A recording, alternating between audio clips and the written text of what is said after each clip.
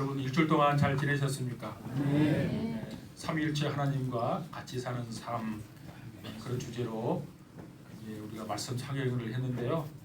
좀 일주일 동안 의식하며 여러분 사셨습니까? 지금까지는 뭐 그냥 혼자 사는 것 같은 느낌이 들었는데 늘 나와 함께 하시는 하나님을 특별히 삼위일체 하나님을 의식하며 여러분 살아갈 수 있기를 원합니다. 교수님하고 저하고 잠깐 이제 말씀을 나눌 시간이 있었는데요. 그런 말씀을 하세요. 수많은 제자들이 있을 거잖아요. 지금 대학 교수로 작년에 은퇴했어요. 그럼 지금 석좌 교수로 계시는데 전국의 교회들을 이렇게 다녀보고 그럴 거예요. 그러니까 우리에 와서 2019년에 왔으니까 한 6년 만에 다시 오셨는데 이렇게 건강하게 진리의 말씀을 좀 바르게 잘 가르치고 이렇게 성장한 걸 보니까 교회 규모에 상관없이 그게 큰 교회든 시골에 있는 교회든 작은 교회든 상관없이 하나님 말씀대로 살려고 노력하고 또 복음을 잘 전하고 있는 모습을 보니까 교수님이 너무 감사하고 기쁘다는 거야. 즉 그 교수님이 느꼈던 그 감사, 그 기쁨, 오늘 본문에 나오는 사도 바울이 지금 그걸 경험하고 있어요. 사도 바울이 지금 여러분 어디에 있습니까? 예, 감옥에 있어요. 감옥에 있어 쇠사슬에 매여 있어요. 그런데 저번 주 우리 마지막 절 뭐라 그랬어요? 나는 기뻐하고 기뻐하리라 이렇게 고백하고 있습니다.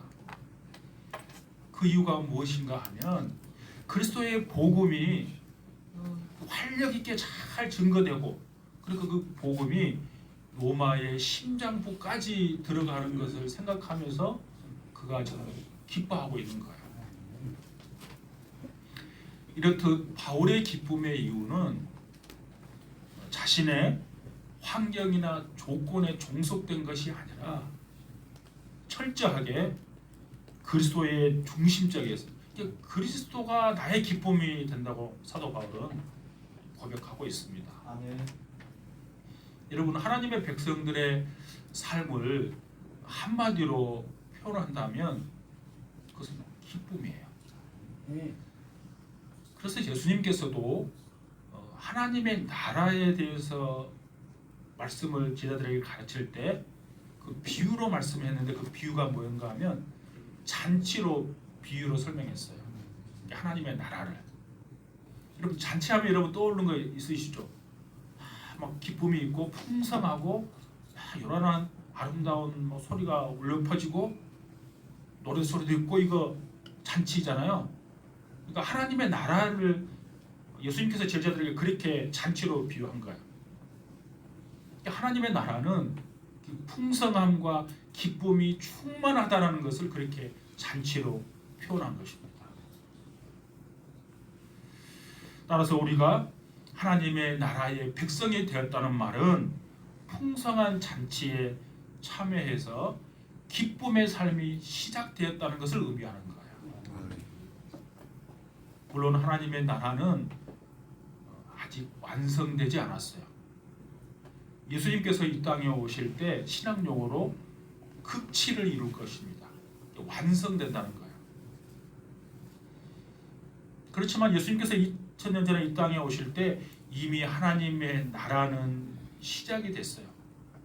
이미 시작이 됐기 때문에 저와 여러분이 구원받은 하나님의 백성이라면 하나님의 나라 그것을 이 땅에서 누리고 살아야 하는 거예요. 그걸 누리고 사는 것이 뭐예요? 오늘 본문에 사도 바울이 이야기한 대로 표현하면 하나님의 나라를 누리는 것이 기쁨으로 드러나는 거예요. 여러분이 만약에 내 삶에 기쁨이 없다면 우리가 하나님 나라를 좀 누리지 못하는 거예요. 오늘 사도 바울이 기뻐했던 이유, 감옥에 갇혀있는 상황 속에서도 기뻐했던 이유를 우리가 생각하면서 성도들의 기쁨의 원천이 무엇인지를 좀 생각해 보기를 원합니다. 여러분 바울은 자신이 빌립보 성도들의 그 기도와 성령님의 도우심으로 감옥에서 풀려날 것을 믿음으로 기뻐했어요. 오늘 본문 다시 한번 볼까요? 19절을 읽겠습니다. 19절 같이 읽습니다. 시작. 이것이 너희의 강구와 예수 그리스도의 성령의 도우심으로 나를 구원에 이르게 할 줄을 아는 거로. 아멘. 여러분 좀 이렇게 읽으니까 좀 마음에 와닿지 않죠? 조금 더 쉽게 번역된 새 번역으로 제가 19절을 다시 읽어보겠습니다. 나는 여러분의 기도와 예수 그리스도의 영의 도우심으로 내가 풀려나리라는 것을 압니다. 나를 구원에 이르게 한다 그 말은 바울이 지금 감옥에서 석방되는 것을 말씀하는 거죠. 바울은 단순히 여러분의 기도만으로 또는 성령님의 도우심만으로 이렇게 말하지 않았습니다. 두 가지를 말씀했어요. 여러분의 기도와 성령님의 도우심. 이 두 가지를 말하고 했는데 이것은 어떤 의미를 가지고 있는가 하면 인간의 노력과 하나님의 은혜 두 가지를 동시에 강조하는 거예요. 우리 그 교수님이 늘 제가 신학교 다닐 때 우리 신학생들한테 강조한 거 있어요. 여러분이 예수님을 잘 믿기 때문에 예수님이 헌신하기 위해서 지금 이 신학교 오지 않았습니까? 그렇다면 아무리 바쁜 가운데서도 여러분이 해야 할 거 공부하는데 최선을 다하지 않으면 여러분 믿음이 없는 겁니다. 늘 이렇게 우리를 독려했어요. 다양한 형태의 신학생들이 왔어요. 막 산에 가서 기도받다가 막 은혜 받아가지고 온 사람도 있고 다양한 사람들 아직 정제되지 않는 원석과 같은 사람들 다 있잖아요. 근데 그게 다듬어진 건 뭘로 다듬어지는가 하면 최선을 다해서 공부함으로 말씀을 잘 가르치는 자로 훈련 받는데 목적이 있는 거거든요. 그거 하지 않으면 여러분은 예수님을 잘 믿지 못한 것입니다. 그런 거예요. 마찬가지예요. 예수님을 잘 믿는다는 것은 하나님의 은혜도 내가 구하지만 내 노력도 소홀하지 않는 거예요. 우리 교학교 친구들 목사님 보세요. 여러분이 예수님을 잘 믿는다는 거 뭔가 하면 그랬잖아요. 하나님께서 우리에게 은혜를 주실 거예요? 도움을 주실 거예요? 그것만 갖고 우리가 삶을 못 살아요. 내 노력도 성경은 반드시 내 노력도 이야기하는 거야. 목사님 간증을 하면 혹시 여러분에게 이렇게 한번 이야기해보고 여러분 다 공부는 잘할 수 없어요. 공부에 나 좀 소질이 있다 그러면 공부 열심히 하셔야 돼요. 어떤 말을 들을 정도로 해야 되는가 하면 부모님이 야, 너 몸 상하겠다. 공부 좀 그만 좀 해라. 할 때까지 한번 해봐야 돼. 공부를. 나는 공부에 소질이 없다. 그럼 나 예를 들면 내가 요리가 좀 소질이 있다.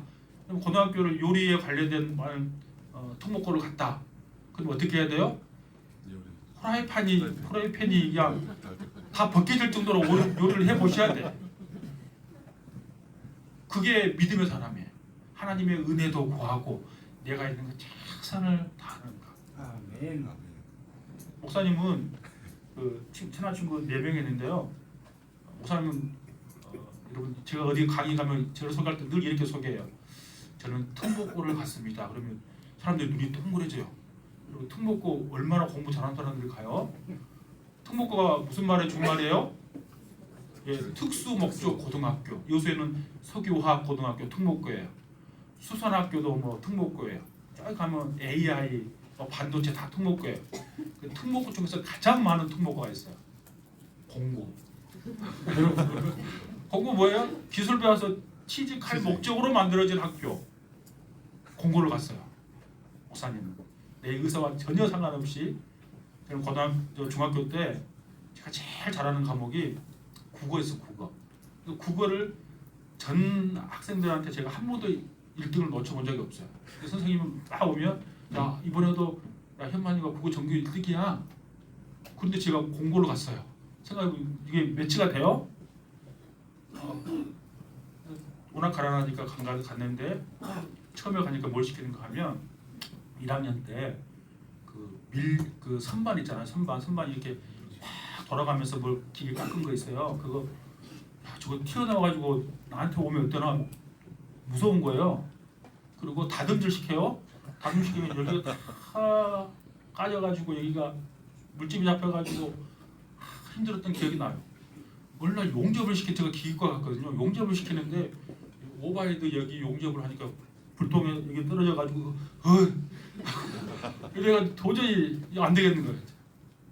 친한 친구 4명이 있었는데 야 안 되겠다. 그리고 아무리 가난해도 대학을 가야 되는데 이거 어떻게 이걸 평생 하겠냐. 그래서 2학년 올라갈 때 담임선생님 찾아가서 선생님 우리는 대학을 갈 거예요.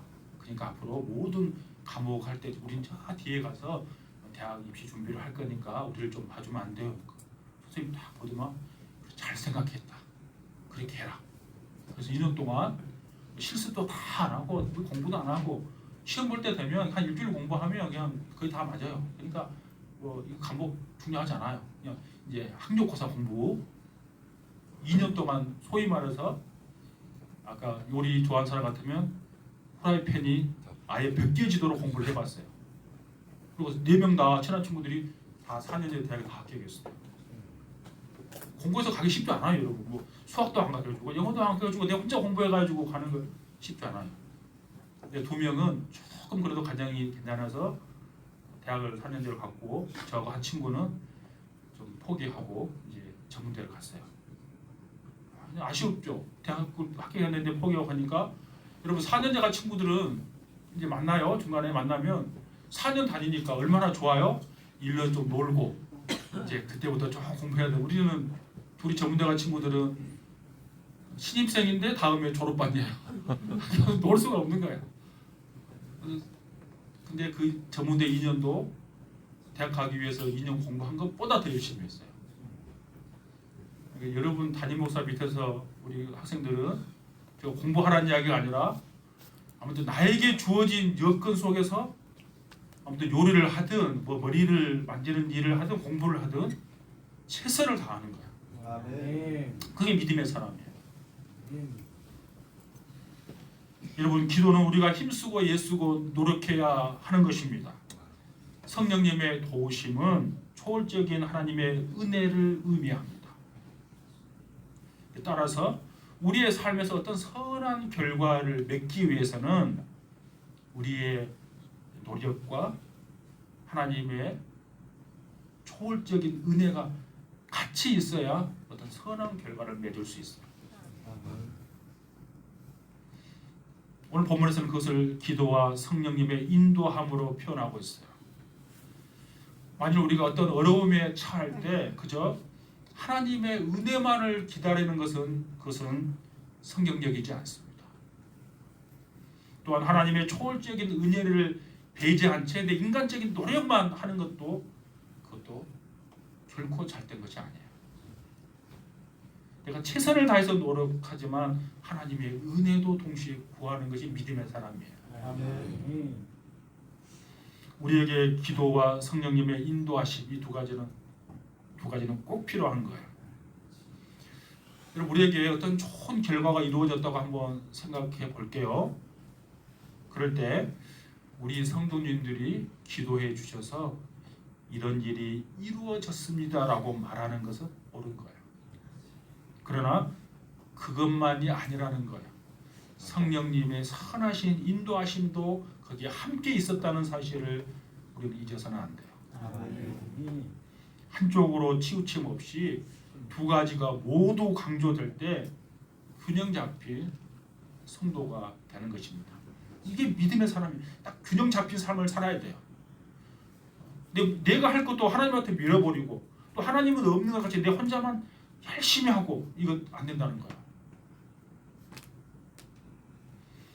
이렇게 바울은 빌립보 성도들의 기도와 성령님의 도우심을 확신했기 때문에 구원, 즉 자신이 감옥에서 풀려날 것을 확신했어요. 그것으로 인해서 바울은 기뻐했던 것입니다. 그러나 단지 그것 때문에만 바울이 기뻐한 것은 아닙니다. 자유 몸으로 자신이 풀려나게 되면 성도들과 함께 거할 것인데 이를 통해서 이루어갈 하나님의 나라의 모습을 기대하며 기뻐한 거예요. 단순히 자신이 풀려난 것으로 기뻐한 것이 아니라 내가 자유의 몸이 되면 성도들과 함께 하나님의 나라를 건설해 갈, 이루어 갈 것을 생각하고 기뻐한 거예요. 본문을 다시 보십시오. 25절입니다. 25절 같이 읽겠습니다. 시작. 내가 살 것과 너희 믿음의 진보와 기쁨을 위하여 너희 무리와 함께 거할 이것을 확실히 아노니. 아멘. 25절에 내가 살 것이란 말은 석방을 의미하는 것입니다. 그러니까 석방돼서 성도들과 함께 거하게 되는 것을 사도 바울은 굉장히 지금 기대하고 있습니다. 그래서 어떻게 된다는 거예요? 이렇게 표현하죠. 너희 믿음의 진보와 기쁨을 위해서 그랬습니다. 성도들의 믿음이 자라나고 또한 주 안에서 기쁨을 함께 누리는데 자신이 쓰임받을 것을 생각하니까 기쁘다는 거예요. 또 26절에서는 이렇게 말합니다. 그리스도 예수 안에서 너희 자랑이 나로 말미암아 풍성하게 하려 함이라 이렇게 말씀합니다. 여러분과 함께 있으면서 가르치고 섬기는 사역으로 말미암아 예수님을 더 자랑할 수 있기 때문에 내가 기쁘다는 거예요. 이렇듯 바울은 지금 자신이 감옥에 갇혀 있지만 성도들의 기도와 성령님의 도우심으로 석방될 것을 바라보며 기뻐했습니다. 또한 자신이 만약 풀려나게 되면 성도들과 함께 거하면서 그들에게 진리의 말씀을 가르쳐 함께 믿음이 성장하게 되고 또 진리 안에서 기쁨을 함께 누리게 되며 우리 안에서 행하시는 예수 그리스도를 더욱 자랑할 수 있기 때문에 그것을 간절히 기대하고 소망하면서 기뻐했다는 거예요. 아멘. 여러분 오늘 이 말씀을 다시 우리에게 한번 적용해 보기를 원합니다. 여러분 우리가 미래를 바라보면서 간절히 소망하는 거 무엇일까? 생각해보면 모든 사람은 다 거의 같을 거예요. 뭐냐 하면 우리의 현재 상황보다 미래가 훨씬 더 나아지기를 다 바라는 것. 이건 모든 사람의 다 바람이에요. 또 현재 우리를 위축시키고 자유하지 못하게 하는 감옥 같은 상황에 놓여 있다면 그것에서 벗어나고자 하는 것, 우리 다 바람일 것입니다. 모든 사람의 바람이에요. 그런데 그렇게 원하고 있는 것을 이루고자 하는 이유가 무엇이냐 하는 것이에요. 좀 더 좋은 직장을 구하고 돈을 많이 벌고 지금보다 더 좋은 집에서 사는 것, 그래서 사회적 지위도 향상되는 것, 이거 모두 다 우리의 바람입니다. 이거 결코 나쁜 거 아닙니다. 그럼 이렇게 할 수 있으면 하는 거 좋은 거예요. 그런데 그것 자체가 우리에게 기쁨을 주는 것은 아니에요. 아멘. 물론 그것 얼마 동안은 우리를 기쁘게 할 수 있어요. 그런데 그것은 그리 오래 가지 않아요. 제가 너무 가난하게 자랐다고 했잖아요. 그래서 제가 원하는 고등학교도 못 가고 부모님이 취직이라 그래서 기술배라서 특목고를 갔다 그랬잖아요. 그러니까 제가 얼마나 가난하게 살았으니까 그 초등학교 때 그 이렇게 방 한 칸에 6가구 쭉 사는 집에서 쫙 종고산 밑에 있는 집에서 살았어요. 부엌으로 딱 들어가서 방 하나에 거기서 사는 집이었어요. 연탄가스로 거의 죽을 뻔도 몇 번 고비를 당겼어요. 근데 그 주인 아들이 뭔가 하면 초등학교 싸우잖아요. 싸우면 뭐라는가 하면 야 너 우리 집에서 나가 이러는 거예요. 나는 사골세 내고 살고 있는데 사실 우리 집이죠. 내가 돈 주고 사니까 우리 부모님이. 옛날 그 사골세빵 뭐 새빵살이 서름 여러분 아세요? 그걸 제가 얼마나 경험해봤게요. 친구한테 우리 집에서 나가 그러면 큰 소리도 못 치고 조용히 그냥 도망가고 이랬거든요. 근데 제가 회사에 취직하고 그래서 3년 만에 그 방에서 탈출하려고 그 28평 아파트를 제가 샀어요.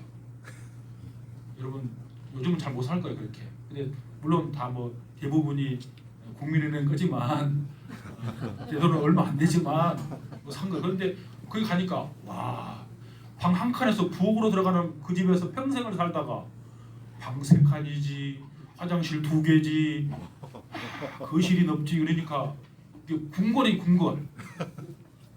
그 기쁨이 얼마나 갈게요? 한 달이면 기쁨이 사라져 버려요. 한 달이면. 그런 거예요 지금. 진정으로 우리에게 기쁨을 주는 것은 상황이 아니라 사람이에요. 내가 사랑하는 사람들과 함께 있으므로 그들을 섬기고 도울 수 있는 것. 그래서 그들이 믿음 안에서 성장되는 것, 그거 보는 것. 그래서 그것이 모든 성도들이 함께 기쁨으로 주님을 섬기는 것. 이게 기쁨인 거예요. 사도 바울이 지금 그걸 이야기하는 거예요. 성도의 진정한 기쁨은 많이 가지고 누린 데 있는 것이 아니라 믿음의 가족과 함께 같이 성장하고 그리스도의 은혜 가운데 생활하는 이것이 기쁨이 되는 줄로 믿습니다. 또한 바울의 기쁨의 이유는 비록 자신이 기대하고 소망하는 대로 풀려나지 못하고 죽는다 할지라도 그리스도와 함께 거할 것을 믿기 때문에 그는 기뻐한다고 고백하고 있습니다. 그 말씀이 20절, 21절이에요. 20절, 21절 같이 읽습니다. 시작. 나의 간절한 기대와 소망을 따라 아무에게든지 부끄러워하지 아니하고 지금도 전하듯이 온전히 담대하여 살든지 죽든지 내 몸에서 그리스도와 주님께 하게 되게 하려. 이는 내게 사는 것이 그리스도니 죽는 것도 유익함이라. 아멘. 20절에 나의 간절한 기대와 소망, 무엇을 말하는가 하면 자신이 석방되는 것을 간절히 기대하고 소망한다는 것이죠. 그리고 아무 일에든지 부끄러워하지 아니하노니 그랬어요. 이 말은 바울이 지금 감옥에 갇혀 있지만 복음을 부끄러워하지 않는다는 거예요. 그럼 바울이 감옥에 간 이유가 뭐예요? 복음 때문에 감옥에 갔어요. 복음 때문에 감옥에 갔는데 복음을 부끄러워하지 아니한대요. 사도 바울이 로마 교인들에게 편지 쓸 때 이렇게 쓰죠. 로마서 1장 16절에 네가 복음을 부끄러워하지 아니하노니, 그와 맥락이 같은 거예요. 그러니까 감옥에 있으면서도 복음을 부끄러워하지 아니하고 담대히 복음을 증거했다는 것입니다. 또 여기서 살든지 그 말은 감옥에서 석방되든지 그 말이고, 죽든지 그 말은 사형 선고를 받게 되는 것을 말하는 것이죠. 어찌되었든 가장 중요한 것이 뭐라 그래요? 그 다음에 내 몸에서 그리스도가 존귀하게 되는 것입니다 라고 고백하고 있습니다. 이 말을 좀 쉽게 표현하면 나는 석방되기를 학수고대하고 있습니다. 그런데 이것은 그리 나에게 중요한 것이 아닙니다. 가장 중요한 것은 내가 살든지 죽든지 그리스도가 나를 통해서 존귀하게 되는 것입니다 라고 고백하는 거예요. 그러면서 사도 바울은 21절에서 위대한 고백을 합니다. 여러분 21절 보시면 이는 내게 사는 것이 그리스도니 죽는 것도 유익함이라 그랬어요. 이 위대한 고백을 무엇을 의미하는가 하면 두 가지를 말씀해요. 첫째는 나의 삶의 이유와 목적이 그리스도라는 거예요. 따라서 죽는 것도 유익하다는 거예요. 두 번째는 그리스도가 내 삶을 전체를 주관하고 있기 때문에 내가 죽는 것도 그 주님의 뜻이기 때문에 유익하다는 거예요. 이 두 가지 의미는 별 차이가 없죠. 내 삶의 이유와 목적, 그리스도가 되는 것이고 그분께서 내 삶을 주관하심으로 내가 죽는 것도 유익이 된다는 거예요. 아멘. 저는 이 바울의 고백이 저와 여러분의 고백이 될 수 있기를 축복합니다. 아멘. 그 내가 진심으로 이 고백을 할 수만 있다면 내가 죽든지 살든지 그건 나에게 별로 중요하지 않습니다. 아멘. 그렇게 내 믿음으로 고백하며 나아갈 수만 있다면 저와 여러분은 진정으로 행복한 사람들입니다. 믿는 사람에게 있어서 이 땅에 있느냐 내 호흡이 끊어져서 하늘나라에 가느냐 이건 별로 중요하지 않아요. 아멘. 그게 정말로 나에게 믿어지면 여러분 사람마다 사는 이유가 다 있을 것입니다. 어떤 사람들은 자식 때문에 사는 사람들 많이 있어요. 우리 부모님 세대들은 다 그렇게 했어요. 저도 이제 아버님 일찍 돌아가시고 어머니 제가 2대 독자거든요. 2대 독자니까 우리 누나들 늘 불만사항이 그거였어요. 여동생 1명 있고 누나 3명인데 우리 엄마는 오직 아들밖에 모른다고 달마다 그 얘기했어요. 그 어머님 치매 걸리셨거든요. 돌아가시기 전에 오랫동안 치매를 앓으셨는데 마지막 돌아가실 때 누나들하고 여동생을 못 알아봤는데 돌아가실 때까지 저를 알아봤어요. 그래서 그러니까 누나들이 뭐라고 하는지 아세요? 병원에 가고 야 아들을 그렇게 좋아하더만 우리는 못 알아보고 너만 알아본다고. 옛날 부모들 다 아들 귀하게 얘기잖아요. 그러니까 아들, 또 자식들 그리 내 삶의 목적이 되는 거죠. 아들을 잘 가르쳐서 성공하고 하는 건 나쁜 건 아니죠. 근데 내 삶의 이유와 목적이 온전히 내 자식에 있으면 안 돼요. 제가 언젠가 한번 설명했어요. 한번 보세요. 한 사람이고 한 사람이에요. 부부도 마찬가지고 자식도 적용할 수 있어요. 부모와 자식 간의 관계가 이렇게 떨어져 있으면 어찌 될까요? 아무런 이렇게 되어 살면 안 돼요. 어떤 식으로 관계를 맺고 있어야 되죠. 근데 이렇게 딱 이 정도 다 있으면 기본만 다 있는 거예요. 근데 자신은 없고 이렇게 되어 있으면 안 된다는 거예요. 얼마 정도 겹쳐야 돼요? 30%이 정도. 그러니까 나와 자식 간의 관계는 30%만 가지고 내 자신이 70%가 있어야 되는 거예요. 이렇게 살아버리면 이렇게 사는 사람이 우리 어머니가 이렇게 살았어요. 평생 내 자식 아들 하나를 놓고. 그러니까 우리 아내가 얼마나 결혼하고 힘들었을까. 제가 같이 살았거든요. 아파트 모시고 아들이 전부이니까 우리 아내가 힘들어지는 거죠. 세상 사람들은 그렇게 할지라도 예수 믿는 사람들은 내 자식이 내 삶의 목적과 이유가 될 수 없어요. 사도 바울의 삶의 이유와 목적이 뭐예요? 예, 한마디로 말하면 내가 사는 것은 그리스도입니다라고 지금 사도 바울 고백하고 있어요. 그러니까 내가 그리스도 때문에 삽니다 라고 고백하는 건 내가 자식 때문에 사는 것이 아니고요. 그리스도 때문에 사는 거예요. 모든 믿는 사람들 그렇게 사는 거예요. 모든 것을 그리스도 중심으로 생각하고 판단하고 결정하는 것입니다. 나의 삶에 일어나는 크고 작은 모든 일들까지도 그리스도를 중심에 두고 생각하는 것입니다. 아멘. 때문에 바울은 죽는 것도 유익하다는 거예요. 왜냐하면 내가 죽으면 그리스도와 함께 거할 것을 알았기 때문이에요. 23절 보십시오. 23절 제가 읽습니다. 내가 그 둘 사이에 끼었으니 차라리 세상을 떠나서 이거 죽는다는 말이죠. 그리스도와 함께 있는 것이 훨씬 더 좋은 일이라 그렇게 하고 싶다는 거예요. 그렇게 하고 싶으나 지금 안 한다는 거예요. 왜요? 내가 살아있으면 빌립보 성도들 너희들이 유익이 되기 때문에 그렇게 있는다는 거예요. 그리스도와 함께 거할 것을 그는 알았기 때문에 죽는 것이 훨씬 더 좋은 일이라고 말합니다. 그리고 그렇게 되는 것이 더 기쁜 일이라고 말하고 있습니다. 그러면 살아있으면 성도들과 함께 거할 것이기 때문에 좋고 내가 죽으면 주님과 함께 거할 것이기 때문에 더 좋은 거예요.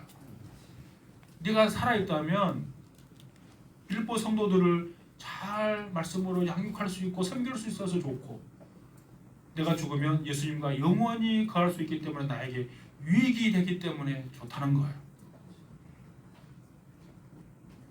그만큼 바울은 그리스도와 함께 거하기를 사모했어요.